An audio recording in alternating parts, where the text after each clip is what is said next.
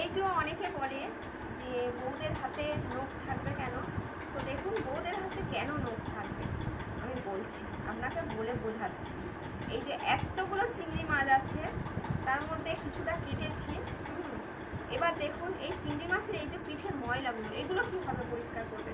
তো এগুলো কিন্তু আমাদের হাত নখগুলো ছুরির কাজ করছে। দেখুন, দেখেছেন? এইগুলো আমাদের পরিষ্কার করতে হবে। তো শাশুড়িরা তো করবে না, বলবে এতদিন আমরা সংসার করে এসেছি, এবার তোমরা করো। যাই হোক, তো এগুলো তো পরিষ্কার করতে হবে। আর এই চিংড়ির মাথাগুলো না ঘিয়ে ভরা, ওই জন্য আমরা কিন্তু বাদ দিই না। চিংড়ির মাথা দিয়ে চচ্চড়ি খেতে বিশ্বাস করুন দারুণ লাগে।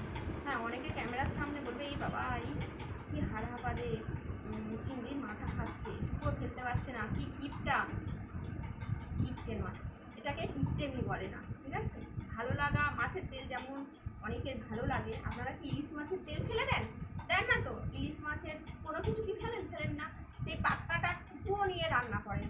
তো যাই হোক, সেটা আপনারা স্বীকার করবেন না, ভেতরে কি করেন না করেন তাদের জন্য আমার এই কথাটা নয়। আমার এই কথাটা হলো নখ রাখা নিয়ে।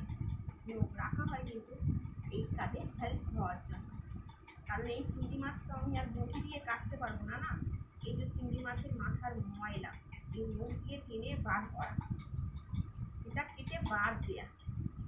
এই যে খোসাগুলো ছাড়িয়ে দিচ্ছি টিপে টাপে, এই পরের এইগুলো ছাড়ানো।